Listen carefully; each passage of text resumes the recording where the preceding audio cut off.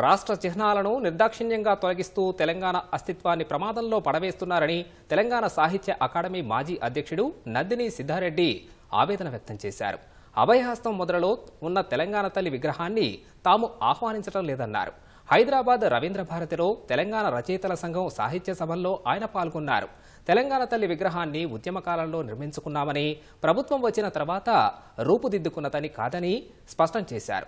సర్వమతాల సామరస్యానికి ప్రతీకలైన ఉన్న కాకతీయ తోరణం, చార్మినార్, పాలపిట్ట, జమ్మి చెట్టు, బతుకమ్మ చిహ్నాలు తొలగించడం తెలంగాణ సంస్కృతిపై దాడిగా సిద్ధారెడ్డి అభివర్ణించారు. ఖాళీగా ఈ చేతి అతి తీరిగ్గా అతి విశ్రాంతిగా మీ అందరికీ నేనున్నానని భరోసా ఇచ్చేటటువంటి హస్తం, అభయముద్ర ఉండేటటువంటి హస్తం అది తెలంగాణ కాదు, గ్రామీణం కాదు, మహిళ కాదు. ఏంటి మరి అంటే అది ఒక రాజకీయ సంకేతం.